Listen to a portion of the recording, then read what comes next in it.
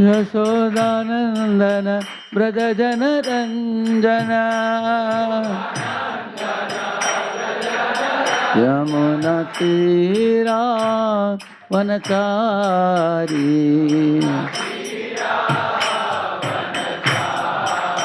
यमुना तीरा वनचारी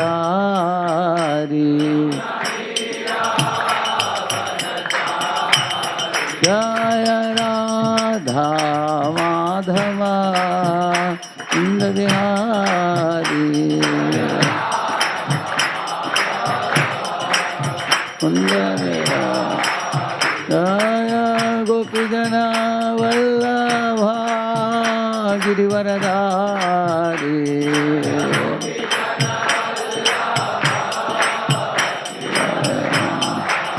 यशोदानंदन व्रज जन रंजना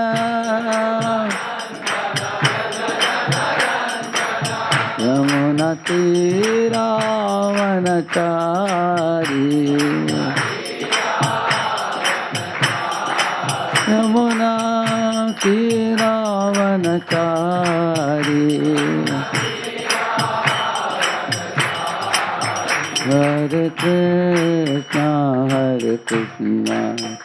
कृष्णा कृष्णा हरे हरे हरे राम राम राम हरे हरे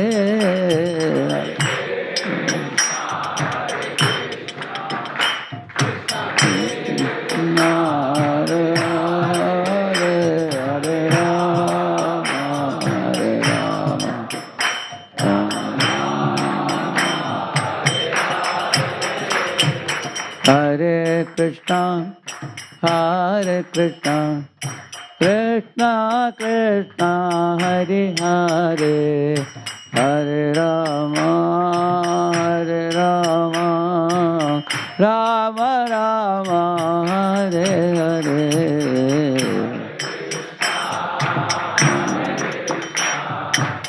कृष्ण कृष्ण हरे हरे हरे राम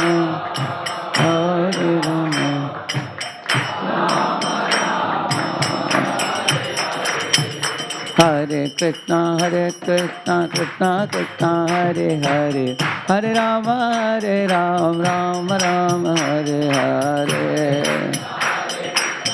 कृष्णा हरे हरे हरे राम राम हरे कृष्णा कृष्णा कृष्णा हरे हरे हरे राम राम राम हरे हरे हरे कृष्णा कृष्णा कृष्णा हरे हरे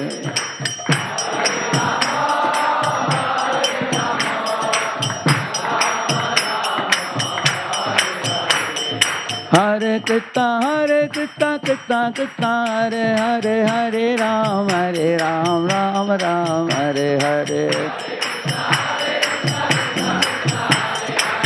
हरे राम हरि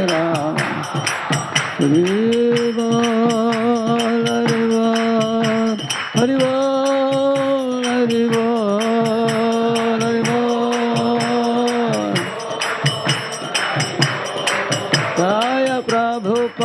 जय Prabhupada Prabhupada Srila Prabhupada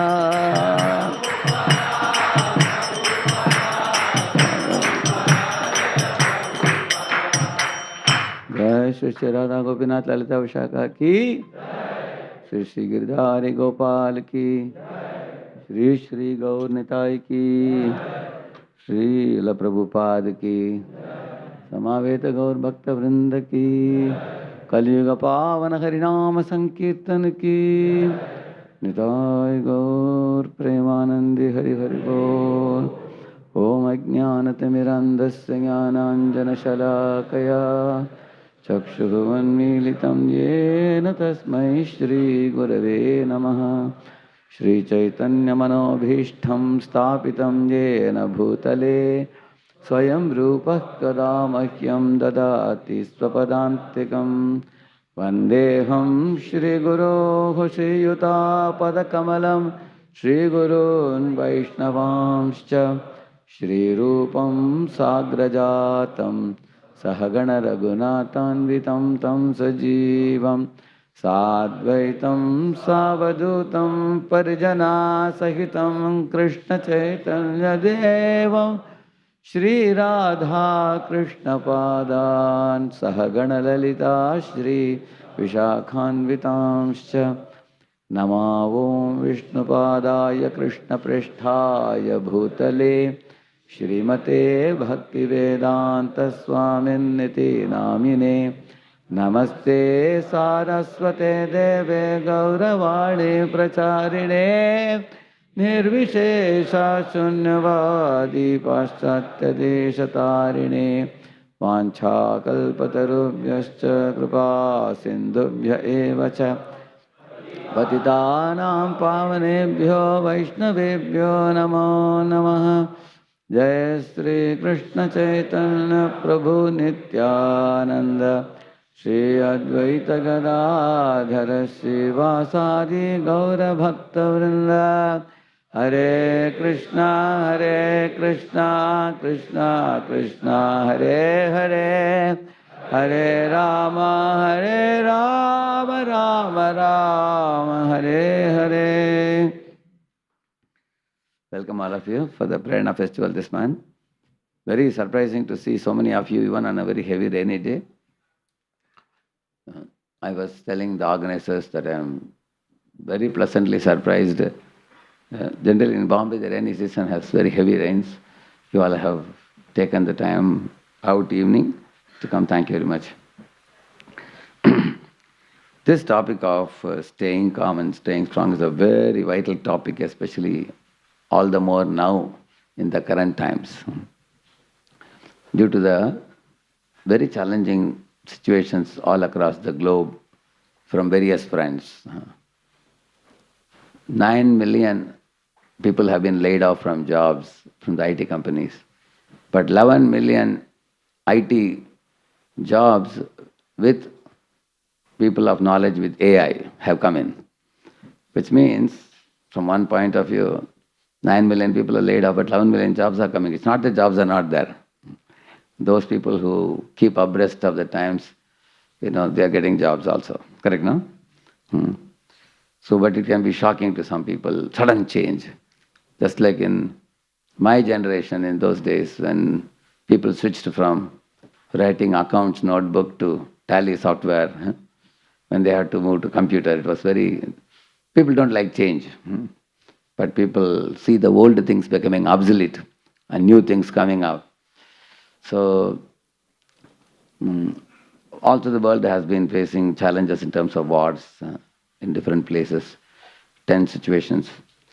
So, I think this topic is helpful in every front, in academic front, in your professional front, family front, in your dealing with friend circle, in dealing even in spiritual life. This topic of staying calm and staying strong is very important. When I was a school-going boy, one day my school bus came and stopped in front of my house, and the driver was giving a horn, bomb, bomb, bomb, bomb. He was making sound. I wanted to quickly board the bus, but the problem was my shoelace was having a pig knot. You know what's a pig knot? Shoelace is supposed to be like this, and you like that it should come out. But there was a pig knot, and I tried to remove it. It was not coming out. And the fellow was making sound also. That was irritating me also. So I took the shoe and I was beating. Like that I was beating down. And my mother was standing next to me, smiling. She said, "Beta, by beating it, how it's going to open?" Then I said, "It's not opening, therefore I am angry," I said. So then she took it, with a very cool head shake, just removed it, pig knot, and then she put it on my feet. And she said, "Let him keep making the horn, you don't worry. You do it with attention," she said. And she put me in the bus. On that day, I could see if we don't maintain a calm disposition, even small things cannot be done. Many times, if you are going to be angry or upset or depressed or irritated or frustrated, uh, even simple things don't happen. Just like here, this boy went for an interview. They asked him, "What's your name?" He said, my name is the guy who is applying for the post," he said. So they laughed and they told him, "Don't panic. Your interview will go very good. Don't worry. Sit down. Take it easy. Take your kerchief, wipe your sweat, and tell us your name," they told him. So when you are panicky, you even forget your own name also sometimes, isn't it? In the same manner, you may sometimes have experience. One boy was, searching for the, TV remote. He didn't find it. He was shocked. Where is it? He checked in the sofa. He lifted the pillows. He moved the sofa aside, moved the fridge. He checked inside the fridge also. He checked in the bathroom. He moved the bureau in the house, took the rug completely upside down. He went to the kitchen, scolded his mother, scolded his father, searched everywhere. They also started searching. Everybody searched for an hour. And where did he find it? He found it in his own pocket. You see? So, you can see we waste our energy, time on so many things because we are panicky. When we get panicky, we become blind to see very simple things also. But everybody has the question on how to not panic in such situations and maintain a cool head. We will learn about it today. So, I heard a story of one, we'll see what Dr. Kalam says, you see. Never complain about difficulties in life because God always gives the hardest roles to his best actors, he says. That means if you got a very hard thing in your life, that means you accept it as a project God has given you. If you accept it like that, you can imagine, oh, God has chosen me for this. And if you take it in that mood, you will very happily do it. Imagine if your boss tells you in the company that this is a very difficult thing to do, therefore I couldn't think of anyone other than you. So how many of you will feel happy? Only half the hands are up. Isn't it? Of course, if you do it, you are going to be given the credit also, isn't it? See, he says, difficulties in your life don't come to destroy you, but to bring out your hidden potentials, he's saying. Even let the difficulties know how you are also too difficult to handle, let them know. Therefore it is said, when going gets tough, the tough get going, it is said. And it is true with people like Prahlad. We are all going to see that Narasimha movie, isn't it, very soon? Isn't it? Prahlad was really, he was very tender, 5-year-old child, but he was really tough for his father. His father couldn't do anything. He could make the whole world bow down to him, chanting Om Yaranyaya Namaha. But one 5-year-old boy, Prahlad, said, "You are not God. Narayana is God." And he was really super bold, confident. So here is an example, Prahlad was very calm even in such situations. Actually, when you see that some situation is in front of you and it is beyond you, you don't know how to handle it. One has to then think about doing something creatively, isn't it? You pray to God for some good intelligence, for some creativity, isn't it? Like you heard the story of that rabbit once was caught by a lion. So the lion wanted to eat him up immediately.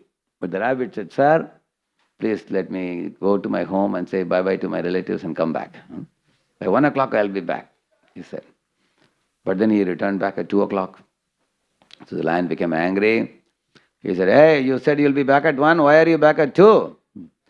So he said, Sir, on the way, there was another big lion like you. He claims he is the king of the jungle, not you. I repeatedly told him, you are the king, and he is not believing me. Therefore, sir, I had to argue with him for 1 hour. And the lion said, really? Take me there. Who is that fellow? And you all know the story, how he showed a well, isn't it? Where the lion peeped in and he saw his face and he jumped into the well, and that was the end of the lion, isn't it? So, Prabhupada uses the word buddhiryasya balam tasya, he says. So, out of the two, who was more stronger? Lion is strong. And rabbit is weak. But who won ultimately? Rabbit. Because he didn't panic in that situation. He thought calmly, with my limited strength, how I can win the situation. And he applied and he won it. Similarly, I heard a story of one. See, there was a sadhu in the forest, the two sadhus in the forest. Suddenly, a tiger came in front of them. So one sadhu is panicking, you see. Other sadhu said, "Oh, tiger, very nice. Today you have come in front of me on your own. Inside my jolna bag, I have one more tiger I have captured for eating." And the tiger was wondering, "What? You eat tigers?" He said, "Yes, but how could you keep such a big tiger in your jolna bag?" He asked. "You don't believe me? I'll show you." Because he has to put tilak, he had a mirror. So he took the mirror and showed him. And the tiger looked at his own face and he was shocked. "My lord, this fellow seems to be a mystic. He is storing tigers in his jolna bag." So immediately he ran away from there. And after he ran away, he went and told the leader tiger that there is a dangerous one, monk. He catches tigers in his jolna bag. He said, "Really?" The leader said, "Let me come. Don't worry." When the leader came, he brought another 10 tigers with him. Again, they all came here, you see. All the tigers came. So this other monk panicked even more. So this monk said, "Oh, very good. I was just waiting for the leader of the jungle. At last the leader tiger has come, because I am fond of eating the leader ones always." As soon as amongst all the tigers the leader heard it, my lord, immediately he became frozen. He got shocked. "Hey, he is targeting me?" Immediately he took a U-turn and ran away. When he ran, all the tigers ran away. So, in our life also, tiger-like situations will come. If the simple, straightforward solution will not work, then one can think of different solutions. You can think of some creative solution. You can pray to God for some inspiration. Because sometimes situations are not always simple and straightforward. Sometimes situations are complex. And we may not be able to immediately handle. Panicking is no solution. Panicking is in tamaguna. You may cry, you may panic, you may faint, and you become depressed. Just like 2019, when COVID came, one of the companies in US, from 900 crores, they came down to 300 crores. So the boss panicked. When you panic, you don't get any ideas. Because creative ideas come in Satoguna, not in Tamaguna. So many people actually had to close down their companies. But other people found out alternatives. Like ISKCON is also a very big organization. And our activity is preaching, isn't it? So in 2019, when we had to be within 4 walls, everybody was within 4 walls, all putting masks on their mouths. So we didn't go for preaching for a month or so. We were having classes amongst ourselves. Then we were wondering, when is it going to be lifted? When will we be allowed to go out? They said it may be 1 year, it may be 2 years, maybe 3 years. Then all ISKCON devotees worldwide found out how to conduct classes on Zoom. Now, at that time, even a Mataji who is 80-year-old woman knew how to operate Zoom. They learnt in ISKCON. Now everybody connects on. So ISKCON's preaching became practically 24 times magnified. So they converted misfortune into good fortune. You can see that. So we don't have to think that there is a dead end. There is no way out. There are always alternatives. You will get alternative ideas. Recently I had gone to a tuition center to give a class. So many children, many of those tuition students came to me and said, "Swamiji, please bless me that I'll crack the exam and I'll make it. I'll get into IIT or I'll get into NIT." So I told them, "Yes, I'll pray that you get a very good score and you get into IIT." But I told them you should always have plan B, plan C, plan D. If you don't crack plan A, don't think that this is the end of your life. That's always plan B, plan C. You should always have alternatives. And why you should be satisfied with the alternatives, one student was asking. "I am targeting something. If I don't get that, I am gone." He said, "No, it's not like that. You see, in life, your academics is a small part of life. It's not everything. There is also a sports life. There is entertainment life. There's time with God, time with relatives, time with friends, time with hobbies. There's so many things in your life. Academics is one part of life. Like there was one boy who did engineering, but then he could get only 58%. So wherever he went for job, everybody closed doors and said, you couldn't even get first class. No job for you. He tried about 200 jobs. Went for 200 interviews, nothing clicked. He went to his father and asked, I am thinking of a new out-of-box thinking idea. He said, father asked, what is it? You told me that you have a land, isn't it? So his father had a piece of land. He said, yes.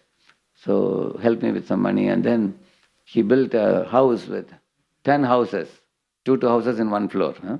5 floors he built, 10 houses. And each house is left for 20,000 rupees rent. And now he's getting 2 lakh rupees per month. And these houses are close to a college. So all the college students stay there. So now he's sitting at home and earning 2 lakh rupees every month, although he has no job now. Isn't it? His father gave him land, his father gave him money. His father had no clue of how to develop that land. He was an old man. But the son took some initiative. Why am I telling you these things? In life, there are always alternatives. And those who practice Krishna consciousness, their lifestyle is sattvic. They sleep early, they rise early, they chant the holy names, they read the Bhagavad Gita. By reading Bhagavad Gita, you get ability to discriminate. What is short term, what is long term. What is instant pleasure, what is everlasting pleasure. Like Prabhupada writes, you read this purport 18.38. There he says, Vishayendriya samyogat yaddadagre amritopamam pariname vishamiva tatsukam rajasam smritam. One verse before that he says, yaddadagre vishamiva parinamo amritopamam tatsukam sattvikam proktam atma buddhi prasadajam. Is saying that if you read that 18.38, purport Prabhupada is saying, when a young boy sees a young girl, they are immediately attracted. And most of the students will go for instant pleasure. You want to see them, you want to touch them, you want to get close, even without the permission of parents or relatives or marriage or anything like that. People immediately go for that. And then Prabhupada says, the end result doesn't come out well. Because when you get close, you become attached. And you are unable to give up that relationship. It can start with a handshake and end with abortion. Or anything in between. Like one boy came crying to me. He has never come. First time he came to our temple, I asked, what happened to you? Who are you? Why are you crying? He said, sir, I introduced my girlfriend to one of my friends. She ran away with my girlfriend. She came and cried. I never thought he'll be so mean-minded. Then I told him, you are saved in your life, I told him. What are you saying? I am saved. How am I saved? I said, if that girl is not chaste to you, if she is running away with another boy, it is good that she didn't marry you. Imagine after marrying, she ran away with somebody, you will be even more miserable. Is it not true? So then he understood, yes, now I am saved now. So Krishna saved me now. He said, now I am fed up with all such activities. He said, now let me chant Hare Krishna peacefully. So why am I saying this? This attraction in this world leads to instinctive pleasure. But the instinctive pleasures are all painful at the end. Like all of you students, in the beginning of the semester, do you think anybody takes studies very seriously? No. In the holidays, if somebody is buying books and reading, he will be a laughing stock for most boys, correct, no? Like some of us, 3-4 of us in our college, we used to buy the books in the holidays. We used to read in the holidays. Of course, we were object of ridicule for many. They would say, is this time to read? This time to play? And when the college would start, the teacher would teach, and we can easily understand what the teacher is speaking if you have read the books. So the holidays went fruitfully, and the classroom study also was fruitful. You could understand the teacher. Evening we would come back and do the review, and we backed the top ranks. Very easily we would be 3-4 of us were in the top 3-4 ranks because we were well ready in advance. This is another very important thing. If you don't want to panic in life, always prepare ahead of time. You will see that. isn't it? And then as the semester would proceed, after 3 months our syllabus is over already. Then we would take foreign author books and read more books. And then we can revise before the exam. On the other hand, there are students who would never study in holidays, never study in the beginning of the semester. At the end of the semester, they will run here and there and get photocopy and try to study. They put the same hard work what we put before. Correct, no? So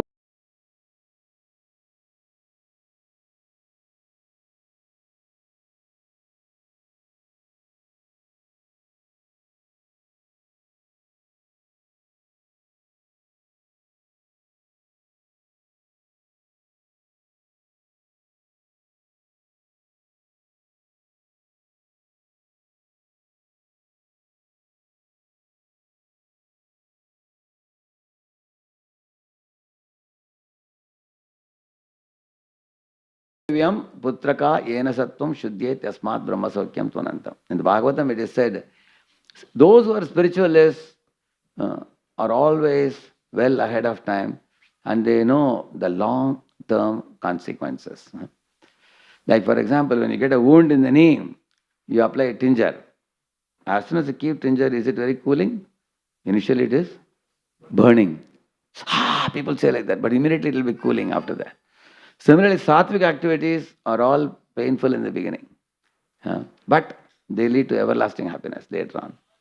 Like getting early in the morning, is it very happy? Is it a joyful thing? You get up at 4 o'clock or 5 o'clock and see everybody is sleeping, again you go to sleep. You think nobody is awake, I am the first one awake. Again you go to sleep, isn't it? But once you get up, take a bath, wear the tilak and come in front of the Lord, you feel very happy after that. And that happiness is called sattvic happiness. So, in this way, here you can see Arjuna also panicked in the beginning of Bhagavad Gita. He lost his composure. He started weeping, he put his Gandiva bow down. And Krishna asked him, Arjun, what is this? You are a Kshatriya warrior. You are supposed to stand for dharma. Now you have become like a coward. Why have you lost your courage? Although you say that you want to show sympathy, your enemies will laugh at you, he said. They won't agree your sympathy as sympathy. They will say you are cowardly. So Krishna taught the Bhagavad Gita and woke up Arjuna from his, from his lethargy or from his depressed state. So Bhagavad Gita is a very amazing literature. You can see many students who are depressed nowadays ask, how can I get motivated? One should read Bhagavad Gita. You see how Arjuna was motivated by Krishna.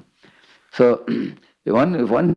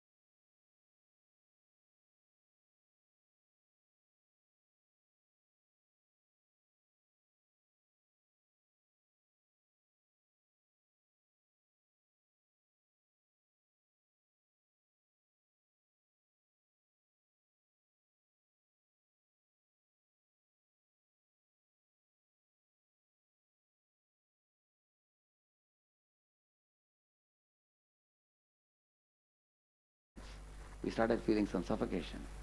And then the lift boy said, oh, I think generator is also not operating. Therefore it is not going now. And then the boy said, last week he read in the paper that some 10 people died in a lift. Because he's a lift boy, no? So he spoke about the lift. After we heard that, everybody started shivering. This should not be the second episode. Fortunately, we all had bead bag with us. Everybody put the hands on the beads and we closed our eyes tightly. And we thought this is the last moment we are going to get. Let us chant as much as possible. Hare Krishna, Krishna Krishna, Hare Hare, Hare Ram, Ram Ram, Hare. Very intensely we were chanting. Probably we must have chanted 3 or 4 times on the lift. Zoom, it went up. Of course, the lift didn't go up. I won't be sitting here. Correct, no? So, when all else fails, chant the holy name. That's the last resort. Is it not true? It's a very simple thing. Because chanting can never be wrong. It is a direct call for the Lord. So our idea was what? In case we chant, lift goes up, we are alive, then we'll continue with our work. In case lift doesn't get out of that place, it remains rigid and we lost the oxygen, we die. Anyway, dying with chanting is very wonderful, right now? Isn't it? With the holy name. Because antakale chamameva smarantvakalayavara. So either way, there is nothing to fear. Like Srila Prabhupada was in Calcutta in those days, and Prabhupada had smarantvakalayavara. So either way, there is nothing to fear. Like Srila Prabhupada was in Calcutta in those days, and Prabhupada had 5, in his Purvashram, as Grihasthashram, he had 5 sons. So there was a curfew put in Calcutta. So they made announcement, everybody should vacate Calcutta, because Japanese were throwing bombs at that time. But Calcutta was practically vacated by most of the people. So Prabhupada also sent his children to Mayapur. And he told his wife, see, I am your husband, I am supposed to protect you. So come, let's go to Mayapur. She was not ready. She said, no, I will just stay at home only, she said. But what if the bomb is dropped over the home? The whole home may be shattered. But she was not ready somehow. Prabhupada thought if I leave her and go away, it would be inappropriate. It's my duty to protect the wife. So he also stayed back, taking the risk. And then Prabhupada went to the kitchen and he was preparing kachoris in the kitchen and was singing the holy name. And you could hear the sound. Like that he would hear that. So as he would hear the sound. But do you think he was frightened? Absolutely not. He was singing very joyfully. Why he was singing? Later on Prabhupada says he thought it would appear as if the bomb was falling on the rooftop. It would appear like that. Such loud thudding sounds of the bomb he heard. Still he was fearless. He said, in case the bombs fell on a house and shattered our house, I am singing the holy name. There is no loss. And if nothing happens to us, we are safe. We will offer kachori to Krishna and eat it. Either we are happy, isn't it? So, in this world, there is always alternative way and we have nothing to worry. Because our relationship is not with this world. Our relationship is with that world, spiritual world. Just like a child comes to play in a seashore, the parents are letting the kid play, making sandcastle and everything. But when it gets dark, the parents will call the child back, isn't it? Better, it's getting dark now, let's go home. He will just dust off his hand and go. Similarly, in this world we may be engineer or a doctor or a chartered accountant or a lawyer or whatever. So that is simply like building a sandcastle. Maybe 60 years, 70 years, 80 years. After that what? We just dust off, and because when Krishna calls us to another destination, we have to go. We leave and go. Think about it. Is a child's relation with parents long-lasting, or is a child's relation with the seashore long-lasting? Tell me. The parents. With the parent, child is living for such a long time. Seashore is just one evening. Similarly, like you all are students, some of you are working also. Take your life like a game. In a game, sometimes you win, sometimes you lose. In a game, sometimes people blame you, sometimes people praise you. Is it not true? So, in the same manner, in life also, Sukh Dukh will come, Shita Ushna will come, Man Apaman will come. Take it light and go on. Because this game is not a permanent game. Just like when we were kids, we used to play this one game called trade. Trade or business, they call it. Any of you played business? You know that? We have currency notes, right? 50 rupee, 100 rupee, 500. But we took it very seriously, right? I am stacking so much, 1,000, 2,000, everything. Probably 2, 3, 4 hours we would play, in the vacation time. So how is that different from in this world somebody becoming a lakpati, karodpati, arapati, stacking money? And that may be a 4 or 5 hour game. This may be a 50, 60 years game. Ultimately, both that currency, the fake currency and the so-called real currency, both are left behind and we go with empty hands, isn't it? That is why this game in this world is a temporary game. But the real life is in the spiritual world. That is, once we anchor our consciousness to the spiritual world, which is explained in the Gita, you can read 15.5 and 15.6 verses, where Krishna talks about spiritual world. So, then our consciousness is anchored there, then no matter how many storms come in your life, you will not be disturbed. Like if my boat is anchored on the seashore, when storm comes, boat may go this way, that way, but boat will never be swept away. So, see, you all, I'm sure in your stage you may face academic stress, you have exams and CGPA pressure, peer pressure, your friends asking you, how many marks you got in this? Like I asked one of the boys, how many marks you got in M2 Maths? You told me that M2 Maths is a little difficult for you. He said, Prabhuji, my friend also failed in Maths. I said, I'm asking you, isn't it? So, people always compare in academics, and there is always fear if I don't perform well. So, there is a kind of pressure. Similarly, in social media, anxiety also. People are looking for, I posted something, how many likes I got, how many dislikes I got, how many reels are in thousands and millions. So, if you become feverish about these things, unnecessarily you are increasing your anxiety. Like for example, if say one of you has an Instagram or a YouTube channel, every time we see our face, our bodily consciousness is increased. Correct or not, isn't it? No. But you are doing it as a seva. You service to the people. Okay, you do some good work in Instagram or YouTube, do it and put it for the world to benefit from your good work. That is a very good thing to do. But it's one has to deeply reflect, am I doing it to satisfy my false ego or am I doing it as a service? Correct, no? How do you know that? For example, if you got some dislikes, you become depressed. If you got some likes, you become proud. Then what is it? Then that's not very good. Like there was one in the market yard.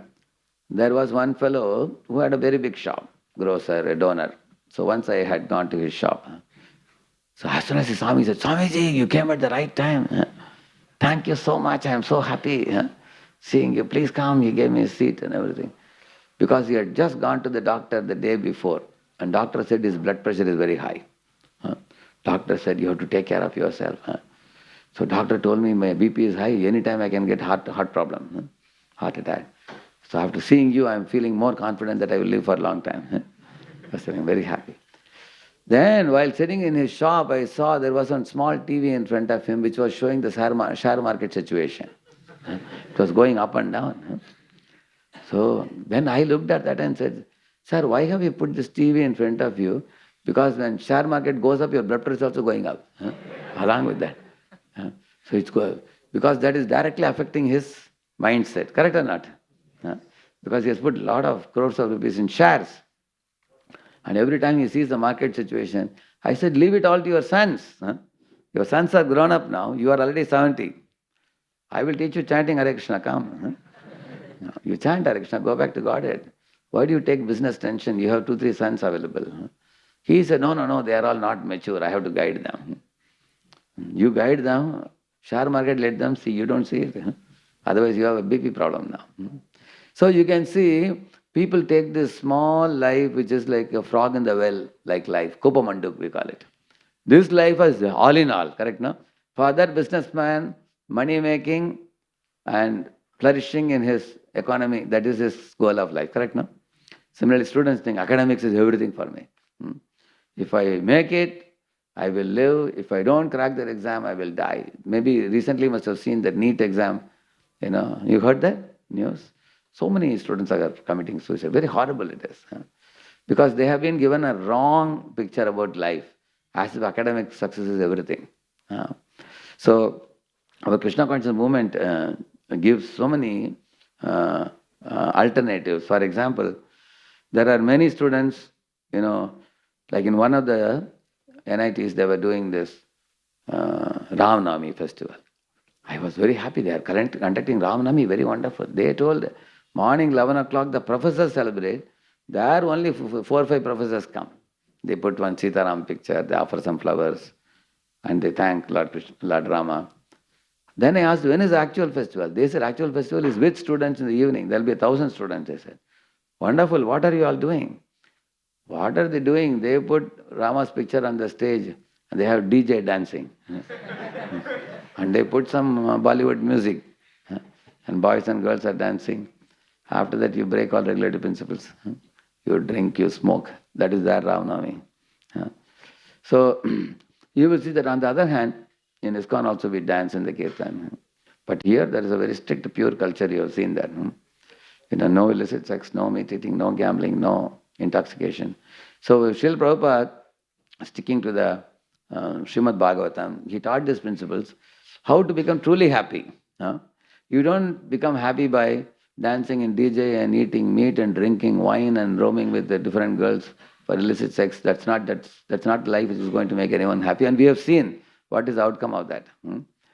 That kind of life made even American rich boys and girls into hippies, isn't it? And that hippie culture is coming to India also now, as the culture is degrading amongst youth more and more. So in that sense, all of you coming here, you are extremely fortunate because you have got an alternative direction in your life, not just only academics, but also the spiritual activities that Srila Prabhupada has taught in a very systematic manner based on Gita Bhagavatam. So, why the social anxiety should not be taken up?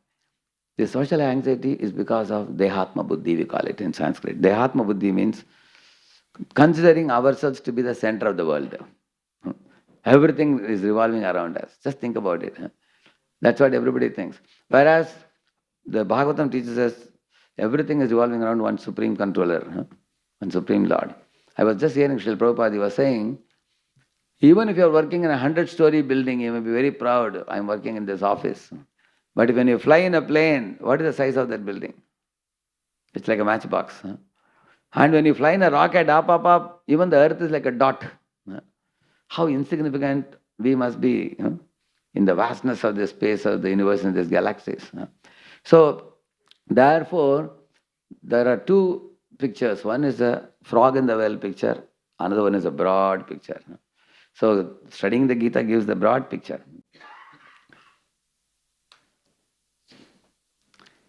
See, just like when your phone is fully charged, then you can have all the apps. Oh, not coming.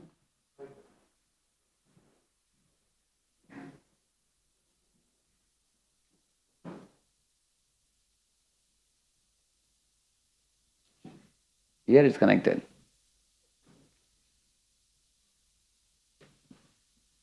Should I connect in this connection?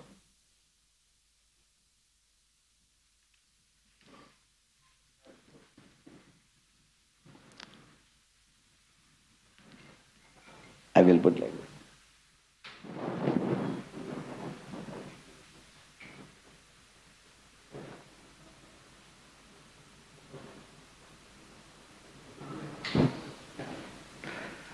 You see, this is a very simple example.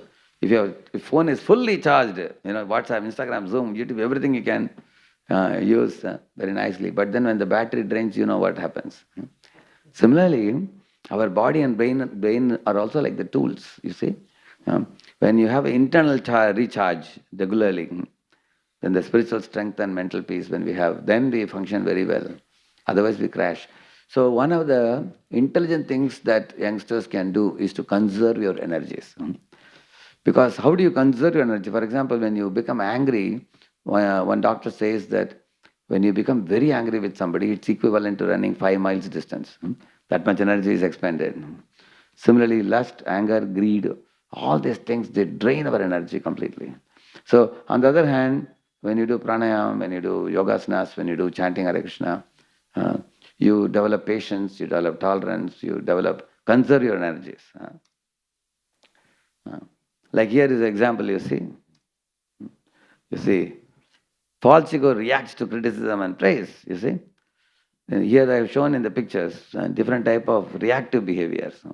But Krishna is saying in the Gita 6th chapter, Jitatmana prashantatma paramatma samayita. For one who has conquered the mind is the best friend. So when we talk about these emotions, people know about this. It's not a new thing for you. You heard it several times. But when we talk about being calm, Krishna has made it very simple. There are only three enemies for us: lust, anger, and greed. LAG, which makes you lag in life. You don't lead in life. Lust, anger, and greed. But out of the three also, there is only one enemy only. Because when lust is satisfied, it becomes greed. When lust is not satisfied, it becomes anger. For example, the children, they are fond of these cocoa chocolates. If you give them 2, 3 pieces of gem, they'll want to have the whole packet, correct, no? That means and how many packets they will want? They will say, give me a dozen packets, isn't it? So when you give little, they want more. That is called what? Lust means I want, I want, I want. And greed means I want more, I want more, I want more. And anger means if you don't give me, I will be wild. That is anger. So anger and greed come from where? Lust. They develop from there only. So therefore our Krishna conscious movement is for transforming lust into love. So that is, like you see, what is your real strength? If you can avoid shouting, yelling, showing off, controlling, and instead develop our inner strength by staying steady in dualities. So there is a pastime of one Jada in the Srimad Bhagavatam. Jada meant all these 6 dualities. I will briefly tell you that. See, this Bharata earlier was called as Bharata only, but afterwards he became a deer in the next life. The third life he became Jada. This Jada, when he was a young boy, his brothers very much mistreated him. Like they would give him the rice at the bottom of the vessel, which would be like burnt rice, you seen that? That's what they would give him. But Jada did not protest. He just accepted it. And his brothers even put him on the field like a scarecrow. You know what is scarecrow? Like a stick kind of thing. But so he was just standing to drive away the animals and everything. He accepted that role. But internally he was very advanced devotee. He was a pure devotee of Krishna. But externally he was mistreated like this, but he didn't mind it. On the other hand, his father treated him very lovingly. Where his father was trying to send him to Gurukula and educate him, but Jadabharata was not interested. Because he thought if I become a simply chanter of the Vedic mantra with no knowledge of, no opportunity to develop love of God, he didn't want to do anything else. So his father showed him affection, his brother showed him, mistreatment. But these are examples of dualities. He tolerated. Later on, once when he was going in a jungle, some dacoits caught him. And the dacoits took him in front of Bhadrakali, deity.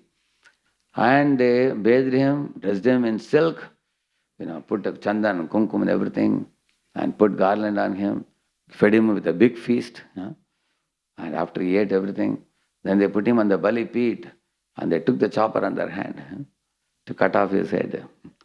Which means they gave him first sukh and then they wanted to give him dukh. Correct now? At that time, Kali Mata saw that, oh, a pure devotee of the Lord is going to be killed. Immediately she burst open from the deity and expanded into a dozen forms.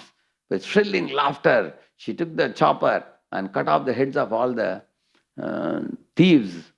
And all these Kali forms are playing it like a football or volleyball. Playing with that.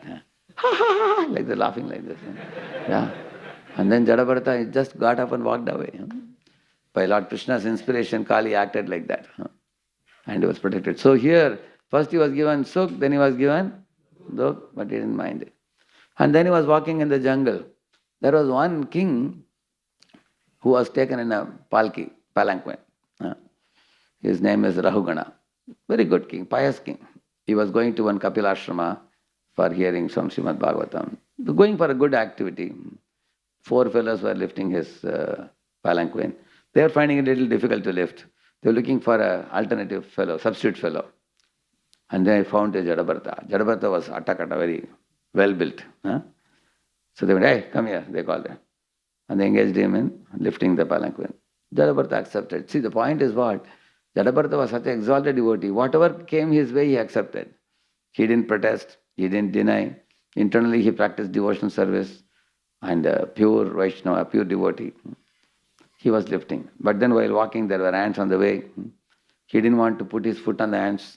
So he crossed the ants and went. So the palanquin was going like this, like this. Huh? The king became angry. And the palanquin carriers told the king, don't scold us, my dear king. This one man is not cooperating. Huh? He is walking like this. So when the king looked at him, he teased him sarcastically. Huh? He said, you are very thin, my friend. And you have been carrying me for a very long time. And you are also carrying all alone, you know. That's why you are finding it difficult. All the three were false. Huh? He said, you are carrying for a long time. Is it true? Just now he started carrying. And he said, you are very thin. Was he thin? He was very fat. And he said, you are carrying all alone. He said, is it true? So how many of you feel irritated when somebody sarcastically speaks to you? Correct? That is more piercing than speaking in a straightforward manner. Correct, no? Isn't it? Like one student came and saw, there was only this much bendi available in one bucket. So he put the bucket like this in his plate. And then he went to sit. The other fellow came running to make a plate. So he saw the bendi was over. He said, what, Prabhuji? Half a bucket bendi was there, you took all the half bucket. He said. And the other fellow said, half bucket was not there, one bucket was there. I took everything. So who is true in this? Who is true? Both are false. Was there half bucket? But he only took this much, but the other fellow called it half bucket. And this fellow is saying there was one bucket. People in this world speak sarcastically to pierce the others. Especially peers can pierce you. Especially those who are equal friends sometimes can tease you. So here you find Jadabharata was pierced with sarcasm. But any of us would have retaliated back in that situation, reacted back. But did he react? He just mildly smiled and he went ahead. And then he thought, this king is a good king whom I am lifting.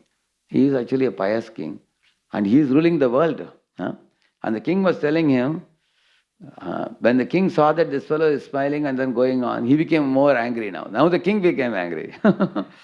You see, in Buddha's life also there is a story. One day, one man was yelling at, one man actually tried to make Buddha angry by saying some bad words to him. And Buddha didn't respond back. He just was very calm. And then the man started yelling. And then the man asked Buddha that, see, I wanted to make you yell, but now I am yelling now. Why did it happen to me? Buddha said, see, in this world, if somebody comes and gives you a gift, if you don't accept, what do? You keep the gift with you. Similarly, you came to, give me the yelling to me, but I didn't receive it, so you are yelling now, he said. Correct, no?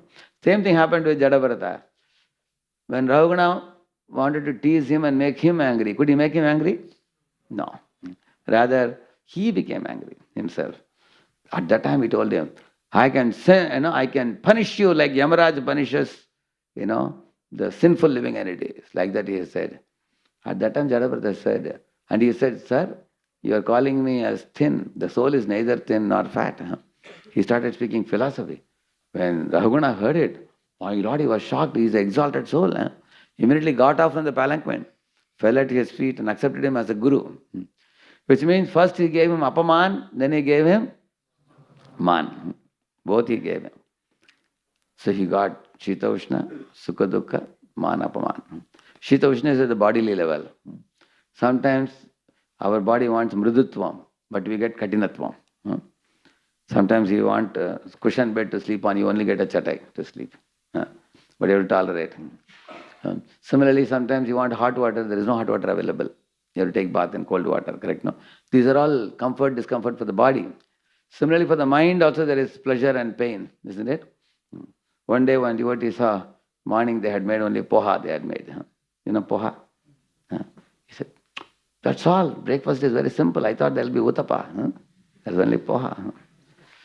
So one devotee said, Prabhu, but poha is very dear to Lord Krishna. Who brought it to him?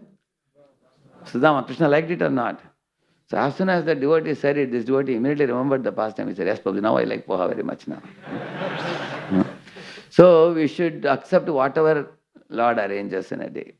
Some day you get pulao, rasamalai, puran, poli, all these items you get, kadi, everything. Another day you get rice dal. So those people who accept whatever comes in their way arranged by God and are grateful for whatever God has given, they can always be calm. And that's how Jadabharata was. In all the situations. He was steady in all situations. So here, some simple solutions are given here. By respecting all beings and not letting our outer events disturb your inner peace. See, there is a very nice saying, no one can insult you without your consent, it is said. No one can insult you without your consent. That means somebody insults you, it is up to you how seriously you want to take it. If you take it seriously, they will enjoy. Correct, no? But if you don't take it seriously, then they will suffer. You don't have to suffer. And that there are many examples for that. There's a story of this Ekanathji who was at the bank of Chandrabhaga in Pandharpur. He used to chant the Lord's names and he became very popular. Many people started following him. One Jamindar became very envious. He told his servant, you go and spit water on his face and make him angry. Let the world know that he is an ordinary saint, not a great saint. So this fellow went and spat water on his face. And what do you think Eknathji did? He went and took a bath again in Chandrabhaga. And second time he spat. Third time he spat. 100 times he spat water. And he took 100 baths. After 100 his mouth pained very much. So he started crying, Sir, I am supposed to make you angry. But you are not becoming angry. My boss will be angry now with me. How is it that you are not angry at all? Then Eknathji said, you see, you gave me 100 opportunities to take a holy bath. Why should I be angry? Such was his tolerance, such was his patience. So in this way, we don't have to let the outer events disturb our peace. Sometimes in my YouTube lecture, somebody yells at me saying something, some question. It cannot be like this. So I take it as an opportunity because I have time also to exhibit patience. Correct, no? Even if I become immediately angry, I cool down. Because I am teaching this how to practice also. Then I tell them, Sir, you are saying this, but the science says this, Shastra says this. What do you think about this, sir? Like that I ask. Then they also become very polite. Sorry, sir. They will also write back. Some people I ask, brother, I ask, why do you say like this, brother? Then he also says, you're calling me brother. Thank you for your answer. So actually, we should try to influence others by our goodness rather than he yells and you yell and you yell and you yell. There is no end to that. Just like Hanumanji, when he was going, there was one Surasa snake on the way. Surasa opened her mouth and said, hey, monkey, you have to go in my mouth. And then if you come out, then you will be allowed to go to Lanka. But Hanuman said, if I go inside your mouth, you will close the mouth and you will eat me, isn't it? She said, yes, that's the point. I am supposed to eat whoever comes this way. Nobody is supposed to be allowed to go there. So Hanuman was wondering what to do. Then he folded his palm and begged her opportunity. Please allow me to go to Lanka, find Sita, give information to Ram, then I will come back. Then you can eat me up if you want. She said, nothing doing. Then Hanuman also became angry. What is this? You are not accepting my request. Then Hanuman grew in size. Then she grew, her mouth bigger than him. Then he grew even bigger and she grew even more bigger. Then Hanuman was very intelligent. He understood that if I show my ego, she is showing her ego. And will this ego game end anytime? No. Actually, this ego game makes one foolish only, ultimately. You see, many times the students also get into this ego trip and it is endless. Sometimes two boys begin a small fight. Then they form two groups also. Then eventually one catches the other's collar and he slaps. Then this fellow is catching his collar also. Sometimes the girls come and say, hey, don't fight here. They come and say. Isn't it? Isn't it? And when they come, then these two fellows will do like cockfight. Like that. You've seen that? Because their ego becomes even more bigger. You've seen that? Yeah, isn't it? So actually, if you are Krishna conscious, you can observe all these things very nicely. You see in Tirupati, they have a very good group called as Shreyas. They have a group. These Shreyas people, they do every December 31st, they do one big program they do. I once happened to be there, and they showed a skit, very funny skit. What was the skit? Two boys are standing in a bus stop. And, one young beautiful girl came and stood there. And then one beggar was coming and begging these boys, please give me something. So one boy was giving him 5 rupees. That boy gave 10 rupees. This fellow gave 50 rupees. He gave 100. He gave 500. He gave 1,000. This boy gave his calculator. He gave his laptop. And the other boy said, he told the beggar, you wait here. He went to his house and brought his father's Santro car. And he gave the Santro car to the beggar. And the beggar thought, what a good day today. And then the beggar sat in the driver's seat, and this girl sat next to him. He went out. So, what is the moral of the story? Both the boys wanted to impress that girl, correct, no? Finally, she was most impressed by the beggar only. So, in the same manner, Hanuman thought, if I increase my size, Surasa is increasing her mouth size. My Lord, this is an unending thing. Finally, what Hanuman did, very smart thing. He immediately became small, like just 2 inches, and jumped into her mouth and came out. And she closed her mouth. By the time Hanuman was out, she said, you are intelligent monkey, she said. And Hanuman said, now you can't stop me now. I have to go now. He went to Lanka. So, in our ego clashes with others, somebody has to take lead in avoiding the ego clash, correct now? Ego clash wastes our energy. If somebody is coming to attack you like this, you have to escape that. You escape that. You heard the story of the 2 goats which came in a bridge. One goat said, urgent, urgent, he said. He said, super urgent. I have to go also. Then they fought like this and fell in the river. You heard that? Actually, we learned the story in LKG. I think we should teach it in colleges, I think. Another story says, 2 goats came in the bridge. He said urgent, he said super urgent. But one of them agreed to sit, correct, no? The other one walked over like this, and then he went to the other side. They both could do their work peacefully. The idea is how we avoid wasting our energies in clashes and quarrels, especially when we face dualities. See, when you have a calm mind, you have a clear intelligence. This was the first point I was making. Because when I was beating my shoe to open the lace, I didn't have a calm mind. So my intelligence was not clear, correct, no? But my mother was having a calm mind. She could easily open that lace. That's why when we keep our mind calm, then our intelligence has clarity, like a lake which is pure. And the strength, our inner strength comes by spiritual grounding, just like this chanting. You see, when you all started chanting, many of you may be chanting many rounds. When we started chanting, now we would start with this. This is the starting place. And we would chant. Sometimes even within 3 minutes, you'll be wondering, when will that chanting end? Sometimes it's like unending, going on and on. What happened to the orange one? It fell off or what? Even one round was so difficult in the early days. How many have had that experience? Even one, correct, no? Now many of you are chanting 16 rounds. What does that mean? Your willpower has increased now. Is it not true? If you didn't increase your willpower, how are you able to sit and chant so many rounds now? Think about it. So that means the chanting increases your patience, your tolerance, your willpower, your willingness to listen. Because when you're chanting, you're also listening. Your willingness to focus on one activity. Although in your thighs, something is happening, but you don't get up. You just sit and chant.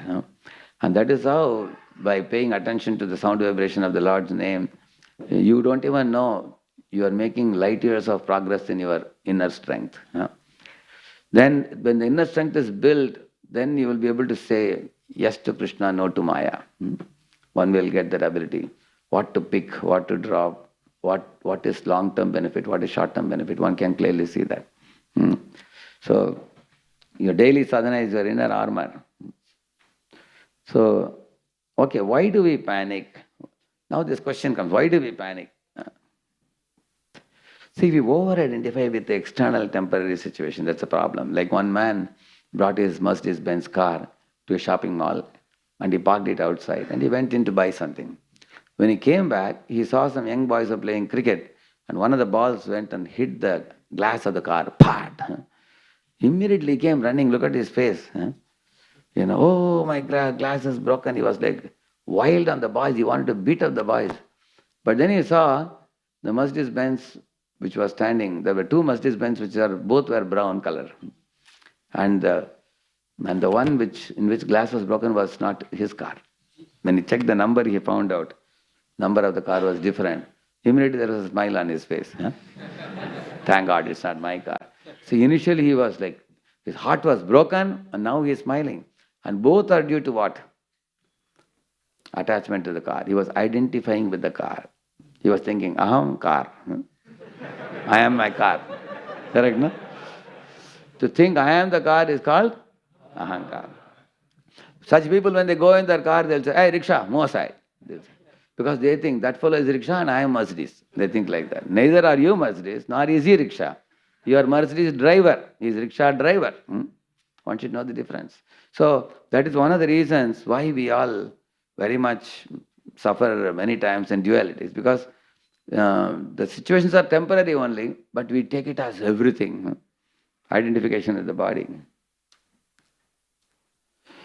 See, this was what I was telling you. When a boat has no anchor, it gets swept away in the middle of the ocean, you see, because it was not anchored to the shore.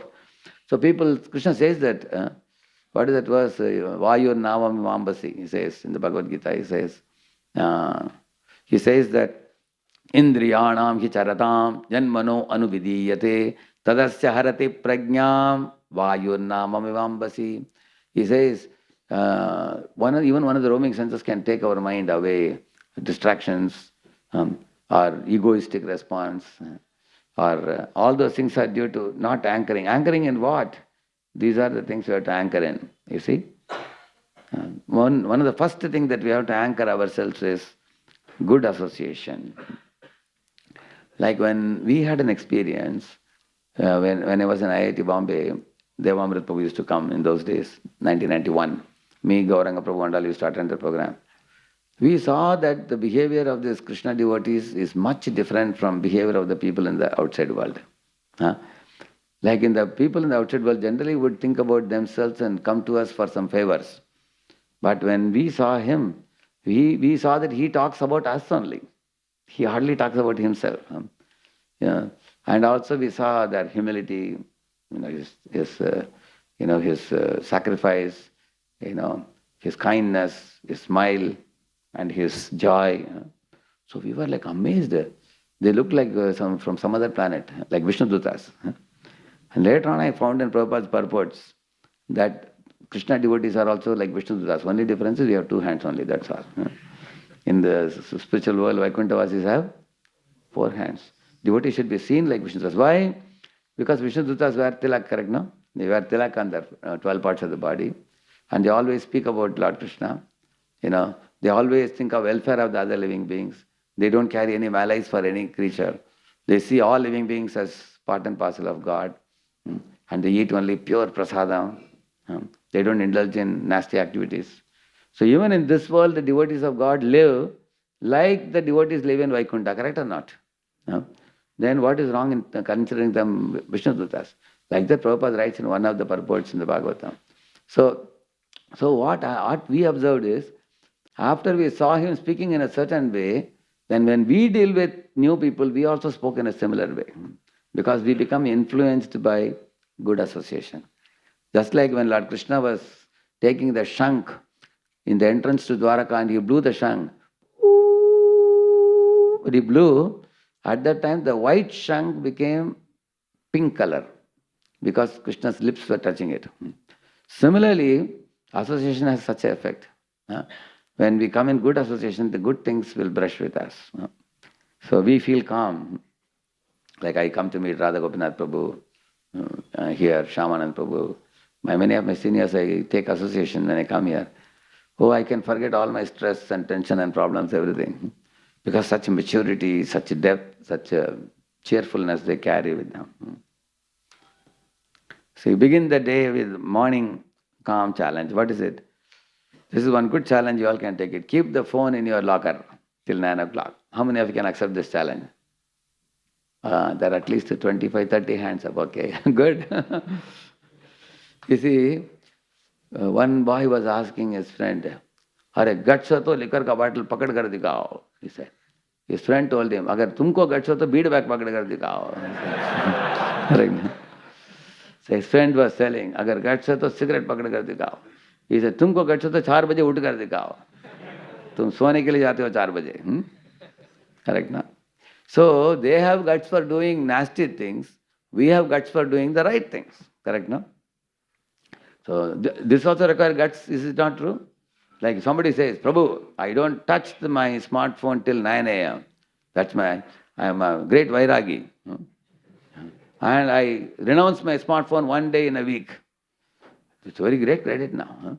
You don't have to be like Vishwamitra going to forest for 60,000 years. Even one day in a week, if you can renounce your smartphone, you are a great soul. Nowadays, isn't it? People can live without their wife, but not without smartphone. Isn't it? For a week. So, in this way, you can actually begin your day with the morning calm challenge. Because if you keep the phone in your locker, as soon as you get up in the morning, if the first thing you see is the phone, means you're addicted. You've got digital addiction. Many people see that, you will see that. So therefore, if you can keep it, when you go for the morning program, 4:30 to 9, we have peacefully chanting, reading, hearing. And when the day starts, you can open the phone. Avoid unhealthy comparison. This is one thing that causes panic. Like I had one friend in my college days. In the preparatory leave, we used to have about 10, 12 days preparatory leave for studying.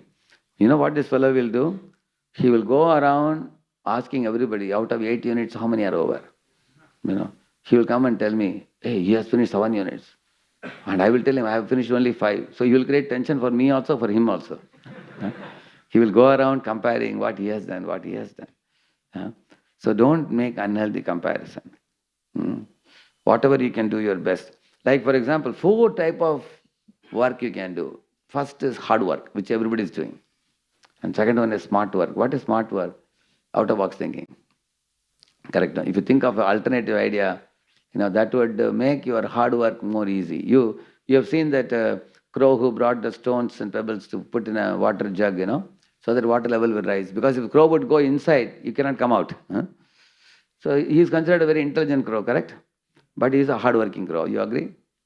Because he had to, bring the stones, which takes time to carry. I mean, it's heavy to carry, isn't it? On the other hand, another smart crow, what he did? He brought a straw from a fruit juice shop. He put it inside, finish his job. So it's a smart crow. Is it not true? So all of you also, in your life, you can think of smarter ways of doing things. See, when Pune ISKCON NVCC temple opened, so some 3-4 devotees are involved in making one Vyasasan. This Vyasasan was so heavy because they made of teak wood. Very, very heavy. Almost 10 people are required to lift it. So I told these guys, "Hey, why did you make such a big Vyasasan with 2 lions on either side, Very big Vyasasan like this." They said, "Prabhuji, Vyasasan, Vyasadeva sits in this. You make a very..." Then they had to bring it up to the temple hall. So first day, they told me, "Prabhuji, you inaugurated with sitting and giving a Bhagavatam class." So I sat. When I was singing Jayarada Madhava vigorously, my Vyasasan, they had put wheel to that, so that they can easily move it.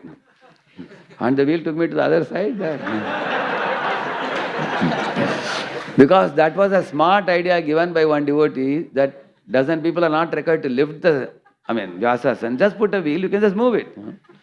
So later on I told, what kind of smart idea is this? I was wondering, where am I now? I am supposed to sit in front of the table. No table is there, I am there. Then another 2 guys came and dragged it to the place. But next day they came up with another idea. You know what? They had a locking facility. You can have a wheel, but you can also, that was really a smart idea. So you move it wherever you want and then you, so in this way you can do hard work, you can also do smart work. Then one more work you can do is teamwork. Like for example, when we study, the four intelligence students are also interdependent. They all can study on four different subjects and make notes and they can help one another, correct? No? But for having such a teamwork, you need to be friendly also, correct? Actually, Krishna consciousness teaches friendliness also, you agree? We try to be as friendly as possible to other living beings. We treat others as better than us, we respect them. We are humble, we are tolerant, we practice respect. So it's very easy for devotees to make friendship. Like you can go to a topper in a class and say, Ami Bododaki, Tumi Bodosaki, you can say, correct, no? You know, you are a smart boy, please give me a notebook, help me. And he will happily help you. But if I am driven with ego, will I be able to ask for his notes? You won't ask. So those people who can interpersonally deal with people, and they can very easily take help from others. See, anybody who is a devotee of the Lord, all the cosmic forces align themselves to help the devotee. You will see, like Arjuna, for example, he wants to serve Krishna. And you will see Indra is giving him celestial weapons. Shiva is giving him Pashupatastra. And Indra also gave him horses. Agni Dev gave him golden chariot. So all the cosmic forces aligned with, Krishna's will and Arjuna's, supported Arjuna, devotee, to accomplish the goal of Krishna. You will see that. So when a devotee is living in this world, the devotee can very nicely balance material and spiritual life and do very well in both. One devotee was telling me abroad, he's working in a bank. Now he is almost like 46 or 47 now. So he wanted to take VRS, voluntary retirement from service. But the company people told him, we cannot allow you to go. Because he is so friendly with all the people in the bank. It's a small bank with probably, 100 people working, But he is like Yudhishthira Maharaj. He's Ajata Shatru, friend of everybody. And he's top manager.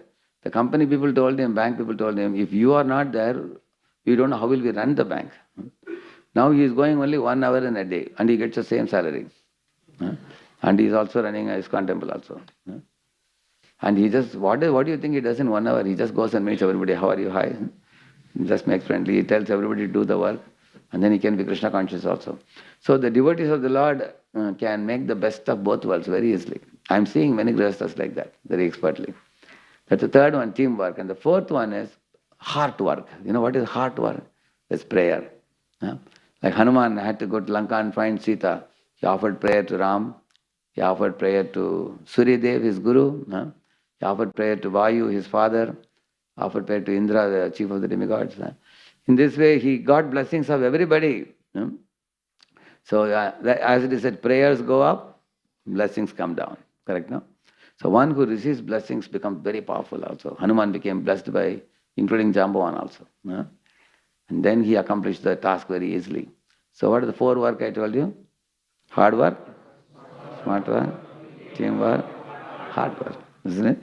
So that's the best work you can do. When we say do your best, this is the best we can do. When you combine this.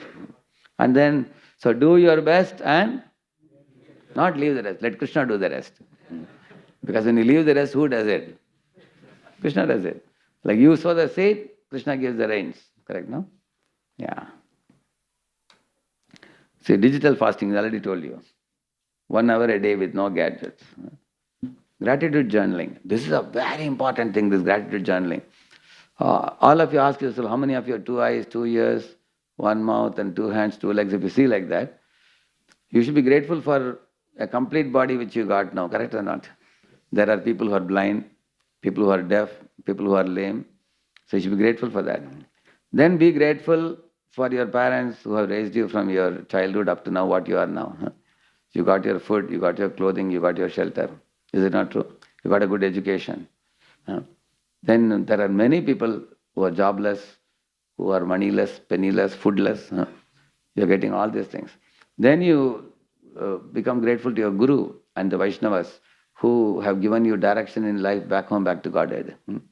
Srila Prabhupada who gave us the books, Srila Prabhupada who gave us the ship of ISKCON society. And you board this ship in this vast ocean of Kali Yuga, you can be safely taken back to Godhead. We can be grateful to our Guru Maharaj and our senior Vaishnavas and Srila Prabhupada. And amazing gifts they are given. And ultimately we can be very grateful to Krishna, whose heart is so soft. He has come in this world as holy temples, holy rivers, holy books, holy deities, holy devotees, holy prasadam. He is enveloping us with all types of mercy. And he is eager to take us back home, back to Godhead. Generally, in this world also it is seen, the parents' mamata for the children is more than children's mamata for the parents. You agree? Correct? You have seen that? How many of your parents are worried about you? How many of you are not so much worried about them? Correct? No? We hardly worry about them. We many times tell the parents, why are you worried about me? I am grown up now, I'll take care of myself. But they worry about us. Similarly, Krishna, Prabhupada says, although Krishna is very eager to take us back to Godhead, most of the people in this world are not at all eager to go back to Godhead. Prabhupada says that. So, why this gratitude journaling is important, I will tell you.